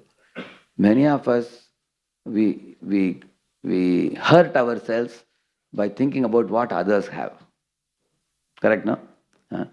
He has this, she has that, I don't have that. So they always think about what they don't have and they keep crying. They're always in depression. There was one Mataji, she had two sons. One son was doing the sale of sunglasses. Another son was selling umbrellas. Whenever the sky would be hot, the sun would be shining in the sky, she would be crying, saying that, today my son won't be able to sell the umbrellas, no rains are coming. Other day when it is raining, she'll be crying again. Today one of my son won't be able to sell the sunglasses. So one lady told her, see, at least one of your two sons will always get business. Correct, no? But in this way, if you are always going to think about what others have and what you don't have, you will never be happy. But if you think about, how many of you think you have many things which you are not using yourself? There are many things, correct, no? It can be gross, it can be subtle things also. There may be many, many things. There are many pens we keep which we don't use.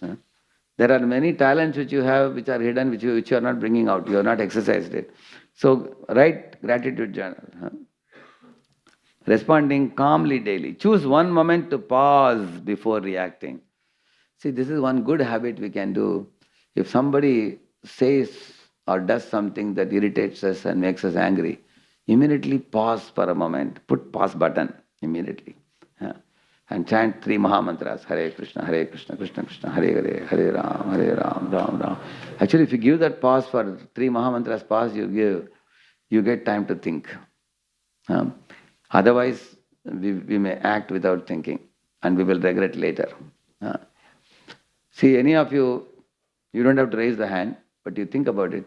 You might have lost one of the best friends in your life because of the way you dealt with that friend. It can happen. Therefore, it is said, the spilt milk or the broken glass, sped arrow or spoken words cannot be taken back. It is said. So therefore, instead of reacting, we should respond calmly in situations. Why this fellow is yelling at me? Is there any element of truth in what he is saying? Let me think about it. That way, if you think you are in goodness then. So these are many solutions. You see, A, B, C, D. You can remember association, begin the day with a calm challenge, comparison, don't do unhealthy comparison, digital fasting, correct? Gratitude journaling, easy to remember solutions. Responding calmly by chanting 3 Mahamantras and pause, put a pause button, isn't it? So these things will help us to be calm. See, this is a famous verse, 2.72 verse. Apuryamanam achala pratishtham. Everybody? Samudramapa pravishanti yadvar. Tadvat kamayam pravishanti sarve. Sashanti mapnoti na kama kami. See, just as the ocean remains undisturbed, Although many rivers are flowing into it and flowing out of it, it is undisturbed. Similarly, you will see many people pour opinions into your ears. Many situations come in your life. Many judgments our mind makes. These are like rivers flowing and flowing out. But if your ocean is deep, you remain calm. Like here you see, these people are insulting this fellow. Therefore, there's a saying, the caravan goes on. What is that? The dogs bark and the caravan goes on. See, whenever somebody gives us feedback, we can think, is there some element of truth in what he's saying? Can I benefit from it? If you can benefit it. Otherwise, hear it like this and leave it like this and go. Don't take too seriously. Similarly, this fellow below, right bottom, you see, I think he has too many things to do, I think. He needs time planning. Anybody who plans ahead of time, they will always be able to find time, as I told you. Because doing ahead of time means sattva-guna. Doing at the last minute means, rajaguna. You will see that. Like one of my assistants many years ago, he had a habit of always reaching me to the station at the time when the train is slightly moving. And we used to, both of us used to run. See, both of us are sadhus. I told him, sadhus running like this is not a good scene for people to see. Carrying luggage like this, And then we would go down the staircase. And then I would say, how? And he would tell me, Prabhuji, throw the luggage into the train. Throw all the luggage and finally climb the moving train. Jai Shri Radha Gopinath ki jai. So after we would board the train, and I would tell him, look at the way we reached the train. So he would tell me, Prabhuji, at last we reached the train, you see, we didn't miss it. But sometimes we missed also. We went to the station, we saw the backside of the train going. We did that. So sometimes, so after that what I did, I told him, I will go ahead half an hour before. You come whenever you want. So then I could maintain calm. Then I didn't put myself in stress. Because many things we do, we create stress by last minute, doing things. That's another thing. See, Lord Rama's calm disposition. Any of you know, when Lakshman told Ram, Lakshman became very angry with Kaikeyi and Dasharatha. He said, Dasharatha is a kamuk, he said. Out of the 3 wives, he is attached to Kaikeyi. And he told Kaikeyi also, Kaikeyi ma, she has become addicted to Putra Sneha. She wants to make her son the king. So you should neither follow her nor follow him. And Lakshman said, you go ahead getting coronated as a prince and as a king. And if anybody stops you, I will keep them in bay. Like that Lakshman said. But Ram told Lakshman, it's not proper for you to insult mother and father. He said, Kaikeyi, mother loved me much more than any of the other brothers. She loved me more than her son. And Dasharat, for him, I am like a pran. How do you say these people are like what you are saying? He said, they are simply play toys in the hands of my own destiny, he said. My destiny is taking me to forest and they just became instruments. Don't blame them, he said. So he was calm like an ocean, strong like a mountain, and stable like a sun. So in this way, that is Lord Rama.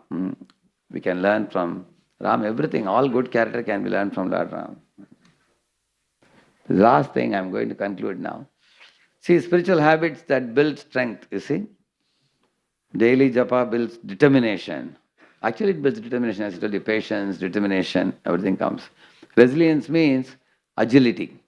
Your ability to, swiftly, act as per the changing situations.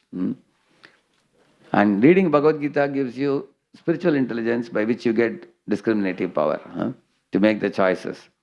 And what does a satsang like this give you? It uplifts your spirits, it increases your confidence. All good habits you learn in this, isn't it? And when you render seva, like every one of you, when you come to the temple, you get opportunity to render some service. That increases your friendships with fellow devotees. You develop all good quality. I recently was seeing one video, I was amazed. I'll just show you.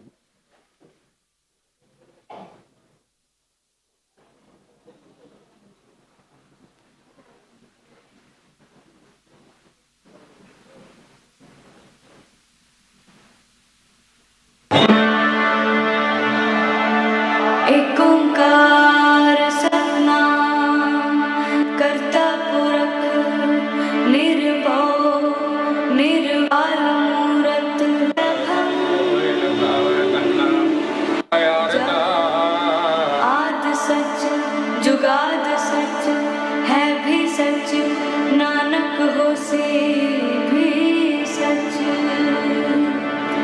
सोचे सोच न होवई, जे सोची लखवार, चुपै चुप न होवई, जे लाए रहा लतार। मुखिया मुख न उतरी, जे बन्ना पुरिया पार। सहस्यान पालक होए, ता इक न चलै नाल। प्यारा होइए, किव कोड़े टुटे पार, लिखिया नाल। So, just like we are saying Pratap Rudra, sweeping the floor in front of the Jagannath Rath cart, if leaders of the countries like this, if they render humble services in the temple for the Lord, that's a very good example for all the praja, correct, no? Tata Raja, Tata Praja. Why is he setting this example? Because this culture and devotion to God is a very, very vital aspect of life of any human being. So when we render such services, then the purpose of life becomes very clear, well established. Actually we can give up our false ego, false pride and behave like children when we go to the temple. So these are 5 things, very important spiritual habits that build your inner reserve. I told you, conserve your energy and increase your inner willpower, inner strength. These are very practical things. Thank you. Mr. Prabhupada ki.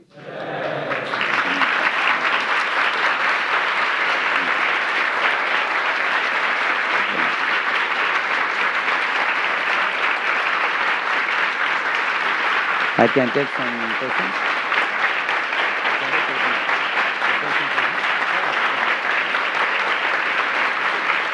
Hare Krishna.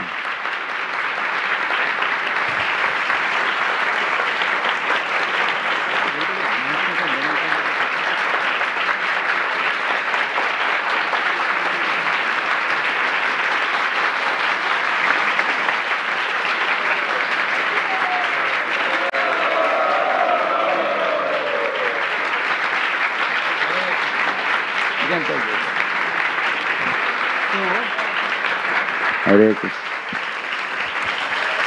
Hare Krishna. Hare Krishna. So it was such an enlightening talk by His Grace Radheshyam Prabhu. He covered up like what we all go through sometimes, the panic situations, and how can we handle that panic situation, how can we stay calm, and that's from where we should get our strength. And he gave such a wonderful practical tips. How many of you want to implement those practical tips in your life? Haribo! So let's thank Radheshyam Prabhu by loudly chanting 3 times. Haribo! We'll have a question and answer, but before that, I have a few announcements. So today's services for the Prerana, the evening services was performed by the group guided by Krishna Gaur Prabhu, Rishikeshanand Prabhu and Brajesh Krishna Prabhu. Today's subject cutting services was done by the devotees guided by Uddhav Priya Prabhu. So let's thank these devotees by loudly chanting 3 times. So today, as you know that a lot of construction work is happening in the temple, so we don't have a place to sit down and take prasad. That's why we have a packet prasad. So while you go exit, the exit points are this door and that door. As you exit from there, you will get the packets, prasadam packets. So they are stapled, so please throw away those pins and put those packets after you eat. Please put it in a dustbin and not anywhere else. Also, there's some exciting announcements about IYS camp. So our next IYS camp will be on the 2nd August and 3rd August, 2 days. And you know where it is? Hare Krishna. So we'll be going to the ISKCON Pune, where probably we'll get an association of His Grace Radheshyam Prabhu. Hari Bol! So now I request those who are coming for very first time to this Prerana program, please stand up so that we can welcome you well. Those who are coming very first time for this Prerana program.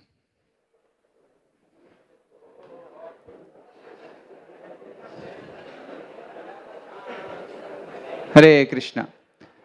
So we thank you all who have come for this Prerana Festival, and you can meet below counter. There is a below counter which deals with the which you will get a newcomer's gift, and some devotees will be guiding you there, and you can able to connect to them. If you have any question answers, you can connect them. Thank you very much. Please sit down. Hare Krishna. So now we can take upon some question answers. If you have any questions, please raise your hand. Wherever you are, please raise your hand and the mic will come there. Okay.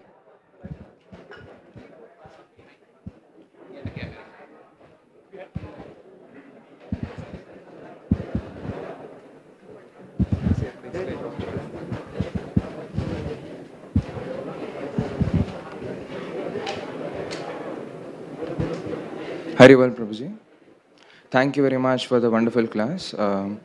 In the topic today, there was a point on association, and specifically I have a doubt on that point. Many a times I heard devotees saying that it is very important to improve in a spiritual life, you need to have the association of devotees. But the tendency of a human is to find faults in each and every one. So even if a devotee is 99% right, he will pick up that 1% fault which he has.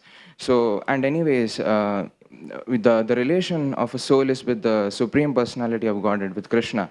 So what is the use of being around devotees? Well, of course, earlier there was no means to hear to listen to the lectures, so you had to come physically. But now when there are online applications like Zoom, as you mentioned, so a person can be sitting in his own place, listening to the lectures, progressing in his spiritual life at the same point of time without committing any kind of mistakes by finding faults in any devotees, and at the same time being connected to Krishna. So why at this point of time is association very necessary when you can directly skip that part? Good question. You see, in any field, you have to be an apprentice under somebody. Say, for example, when you do your BTech project or MTech project, you have a guide, who will guide you in your field. And that person is supposed to be very experienced in the field. Similarly, a girl wants to learn Bharatanatyam. She has a teacher for Bharatanatyam. Somebody wants to learn karate or kung fu, you have naturally a teacher for that. In any field, you need to have a master for whom you have some reverence and you have respect. You know the prayer we chant, Sahana Bhavatu Sahanam Punak, we chant that. So, unless we submissively take coaching, guidance under a master, actually we can directly do it to God, but God is not easily accessible to us in our early stage, at the moment, in this stage, because we have no easy way, we don't have much knowledge about Him. Therefore, in 4.34 Bhagavad Gita, Lord Krishna says, 3 things you have to do. Tad vidhi pranipatena. Pranipat means without reservation, you should submit yourself to a mentor or a guide who will guide you. And the reason I will tell you why you need that. When you hear lectures from the YouTube, from different people, you are not surrendering to them. You are just hearing randomly some lectures. And many times you have questions also, and they may not be available to answer your questions. Some are, especially the famous YouTubers, many of them may not reply also, even if you put your questions. So which means your questions may remain unanswered. That's one thing. Second thing, they will not know your personal life. Like in my YouTube lectures also, whenever somebody approaches me, I tell them that in whichever temple you are connected to, you should have a local mentor who knows about you for 1 year, 2 year, 3 year, 4 years. They know your plus and minus about you, whatever person you are. And like you go to a doctor, he gives you a specific medicine, correct, no? Knowing your bodily prakriti. If you're Pitta prakriti, he'll give you one medicine. If you're Vata prakriti, he'll give you another medicine. But imagine you go to a dispensary shop, can you on your own buy medicine? It can be risky. So therefore, in our Krishna conscious movement also, spiritual path also, if you get a good master who can escort you, handhold you and escort you, take you ahead, and then tell you instructions on every aspect. For example, how to do your chanting, how to do your Shastric study, answer your questions, allot you services, and then help you clear your anarthas. And it's not that he will do everything for you. He will do his part and you have to do your part. It's a two-way thing. He will give you some instructions which you will have to fulfill. Not only in spiritual field, in every field we need that. Like nowadays, many people feel what is the need of going to college or school, We don't need teachers. We have videos available, They may be hearing. But when you have like Elon Musk, when in one of the videos, what he says that the school was too slow for me, he said, when I went to the school. For learning, he says, you really need to have an expert who can understand your questions, he says especially. And then if you can answer those questions, your concepts become clear, he says. That is why you have the freedom to look for a devotee whom you deeply respect in your heart. And then associate with the devotee, serve the devotee, and then take guidance from the devotee, and then you have to grow. Unless you have an admiration for a devotee in your heart, our spiritual progress doesn't happen much. We are mostly on an intellectual plane. You may have information, you may have knowledge, but you are not receiving Krishna's shelter. But when you have reverence, like I was telling you, I have a deep respect for Radha Gopinath Prabhu, Shyamanand Prabhu, Devamrit Prabhu. So these people are like my elder brothers for me in spiritual life. If my spiritual master is not available in Bombay here, I will go to them, and whatever guidance they will give, I will consider it as good as what my guru is giving. Unless we have reverence for... So when I have reverence for them, then my spiritual progress is assured. I can make progress. Because Krishna sees that this jiva is ready to submit. He is not just hovering on intellectual plane. There are many people studying Upanishads, Vedanta and all. They are called armchair speculators. They will smoke a cigarette on one hand and pounding on the table, they will be doing Vedantic study, arguments and all. But they don't apply things in their life. But for applying things in our life, we need somebody whom we revere and we submit to, and they are willing to guide. That combination is important. Just like a female, Mataji, for example, she has a husband. Husband-wife combination is kept. Similarly, Guru is like a husband, disciple is like a wife. So Guru is potent with spiritual knowledge, and disciple's heart should be fertile to receive that knowledge from the Guru, and then receive the services. Like, Radharani is the one who gives service in Guru Parampara. And then you do that service, so ascending service, descending mercy, you say. And the mercy comes through Guru Parampara, like electric line, like you see this bulb shining here, because it is connected to the pole in the road. And that electric pole is connected to previous pole. Ultimately, it's coming from a powerhouse. So Krishna is a powerhouse, and through Srimati Radharani and the Guru Parampara, we are receiving the mercy. If I am disconnected from it on my own, I am hearing randomly any Guru I want, then I may have preferences to hear those who will tell me what I want to hear. Correct, no? But if I have a mentor, he will tell you, don't do this, then I won't do it. Do it. Therefore, because we are still in this material world, we need somebody to elevate us to a platform beyond the three gunas. Does it make sense? Mike, give the mic to him.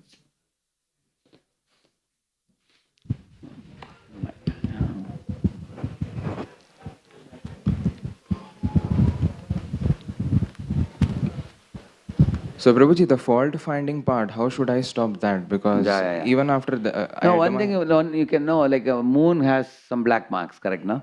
Still it gives light. Stars don't give light, moon gives light, correct, no? In the same manner, even if a Vaishnava may have some limitations, some deficiencies may be there. Despite the deficiencies, he still is able to preach and do something good to the world, correct, no? And also, he has his mentor, who is gradually reforming him, and he will get rid of those kind of things. And you also have to see that he is struggling to overcome those deficiencies. If he is not, then you can go to his mentor and tell him that I am finding these deficiencies in him, but he is not trying to get rid of them. Please help him. You have the right to do that. But we don't advise him. If I am a junior, I don't advise my senior directly. I will tell his senior, because he has a mentor who is guiding him, so he will guide him. You understand, no? And also, as you are advancing, he is also advancing. By the time you come here, he will be here. So he will always be ahead. He will be doing it also. So you can always keep taking guidance. And in case tomorrow you feel he is stagnated in his spiritual life, then you can get introduced to another senior and take guidance. You have the freedom. Shiksha gurus can be many. You can even have a dozen Shiksha gurus from whom you are inspired in different fields. Some Shiksha guru may inspire in Bhagavatam. Somebody may inspire you in Chaitanya Charitamrita. Correct, no? So Diksha guru is one, Shiksha gurus are many. Is that clear? Thank you. Any question? Anybody else? Yes. There's one hand. I think. Okay, here is also one. Where's the mic?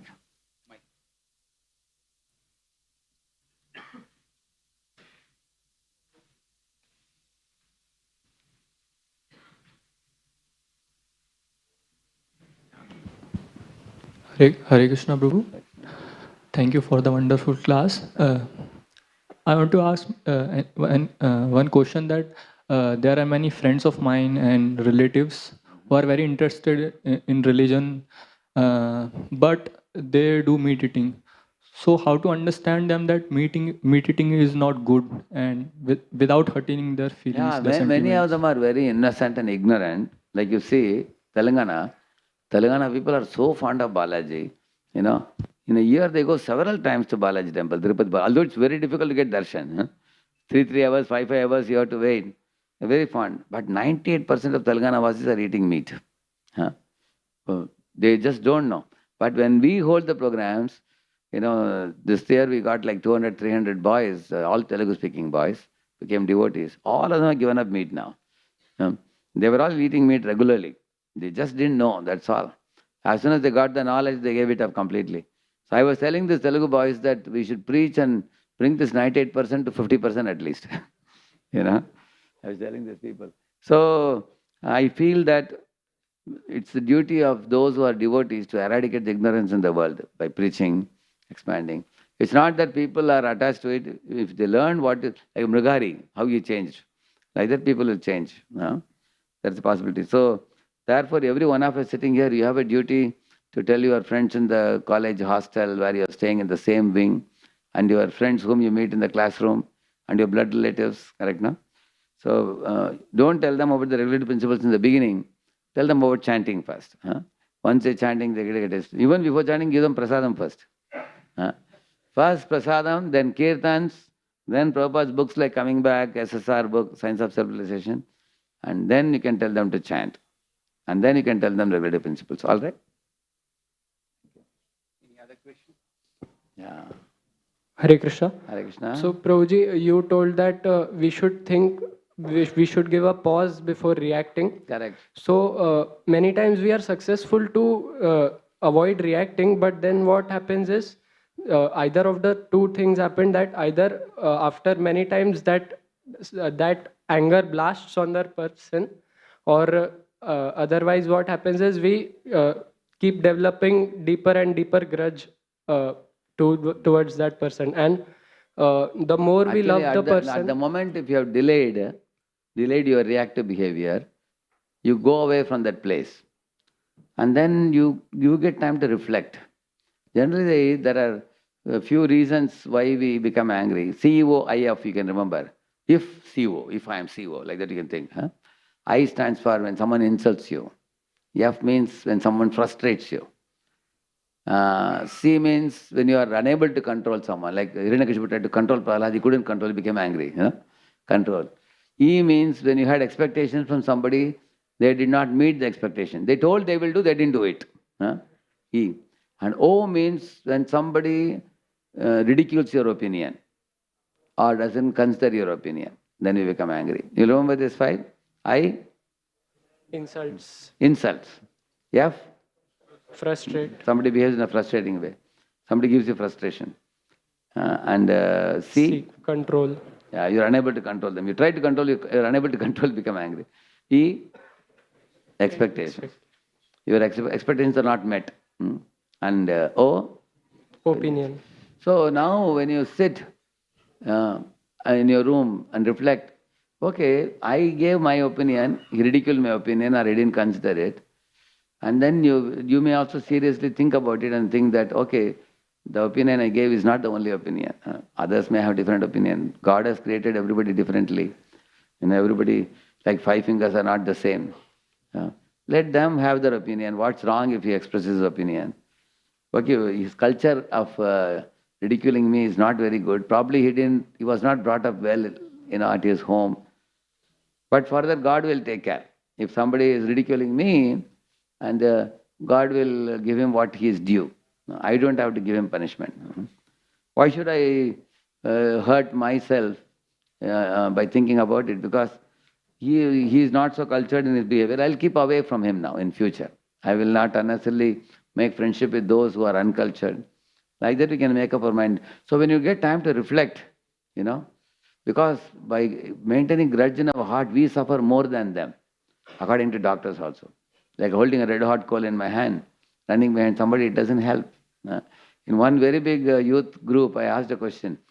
If somebody puts fire to your hut and they are running away, will you run behind that man to beat him up, or will you put out the fire?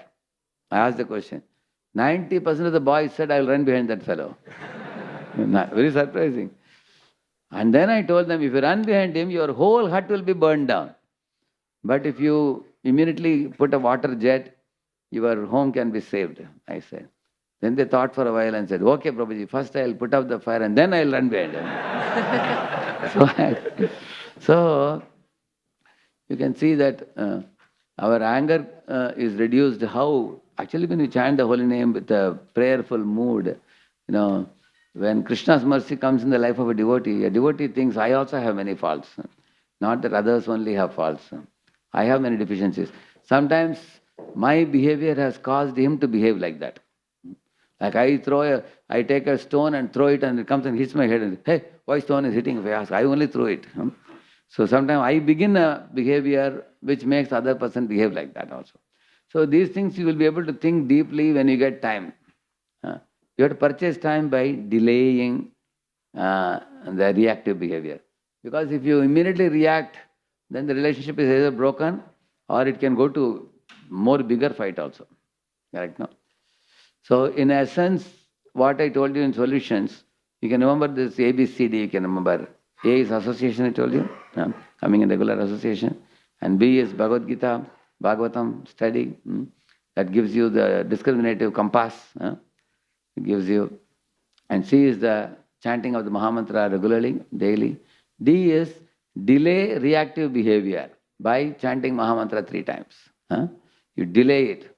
Don't immediately react to situation. Don't panic. Don't cry. Don't become depressed. But delay. I can tell you one example of a cheerful example. Can I tell you? When Yashoda Maya was trying to bind Krishna, at the time, Krishna's fist was only this much. It's called one hasta. And the ropes she collected from different gopis, different color ropes also, and tied together. That was 100 like this, 100 times like this, 100 fists. So she was wondering, with a 100 fist long rope, I'm not able to bind one fist, hip of Krishna. Morning I put bangles for him, bangles went. I put necklace for him, necklace went. I put nupur for him, nupur also went. But why this rope is not going? There was a reason. Why? Because Krishna has one Shakti called Vibhuti Shakti. Vibhuti Shakti did not allow Mother Yashoda to bind.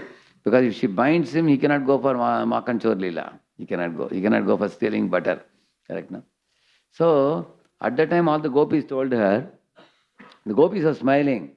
Gopinam susmayantinam smayantim bismita abhavat, it is said. While the gopis were smiling and telling Yashoda, Yashoda, it is not in your son's fate today that to be bound by you. Don't waste time with him. Go to the kitchen, you have a lot of work pending, they said. But Yashoda was smiling and binding Krishna. Generally, when you are repeatedly trying something from morning to evening, it is not happening. What do you think we will do? Either we will become angry and frustrated, or we will become depressed. Depression is in Tamaguna. Anger and frustration is in Rajaguna. But Yashoda did not show either of the sign. What was she doing? Gopinam susmayantinam smayantim. She was smilingly endeavoring, it is said. So we learn from Yashoda, in our life we should always be cheerful. In any situation.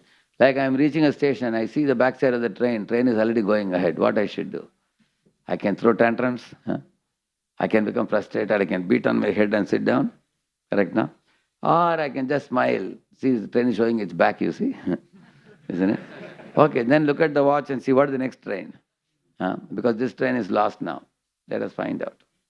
So it all depends on how you take things. That's why I told you, life, you can take life like a game in this world. And it's a temporary game you're going to play for a short while. But your real main duty is in human life is to liberate the spirit from matter and take the spirit soul back home, back to Godhead. That's ultimate goal. Real goal, the reality of life is that. Otherwise, we are sitting in this bodily machine, we are seated. This is only for 60, 70, 80, 90 years. Then you switch from one body, second body, third body, fourth body. Yeah. And when you delay reacting, that itself is a genius. If somebody can delay, a person who can delay can also reflect and take a alternative action. Because think before you speak. Look before you leap. Imagine you're walking on the road. There's a manhole which is open. And you're looking at the sky like this, putting a hand like this, walking. You're walking. And then you fall into the manhole. Then you look. Hey, where am I now? I'm inside the hole now. How will I come out now, isn't it? Because he was not doing look before you. Because if you're looking at the open manhole, you will go by the side. You will not walk. Therefore, vision comes first, action comes next.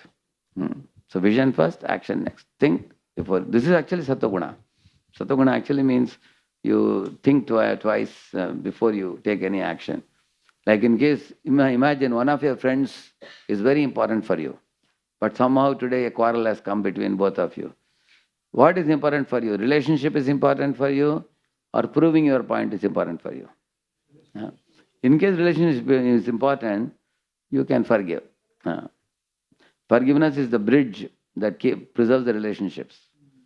And arrogance, ego, proving of a point, that is like a wall we put around ourselves. If both parties put wall, there is no connection. We lose the friends by that. So that is why this whole world is filled with people now who want to prove their point. Nobody wants to improve. Everybody wants to prove. So that's one thing. In Krishna consciousness, we take a humble disposition. Like for example, once I am saying the right thing, that fellow is saying a wrong thing. Then what I will say, okay, Prabhu, whatever you are told, I will reconsider. I'll go and check it. Whatever reference I am telling you, that's what I read. In case I find it, I will send you. Then when I send him the exact reference, then he will agree. Rather than just arguing on the face. Correct, no? Taking a humble disposition. My Guru Maharaj used to say, it is better to lose first and win forever than win first and lose forever. So those people who are willing to bend, they are better off in this world than those people who are brittle like a brittle glass bottle. We should be like a glass bottle or Bisleri bottle. Bisleri bottle is bendable. Glass bottle breaks. No? So in such matters like family, friendships, and we should be good listeners than people who are just making arguments. Thank you for the important question. That is with respect to one of the points we talked about, keeping ourselves calm. How we can keep ourselves calm by delaying the reactive response. Thank you. It's getting late. We are going to do Kirtan now. 5 minutes I can do Kirtan. All right. Jai Shri Prabhupada ki. Our Bhakta Vrinda. Rise for the Kirtan. Hare Krishna.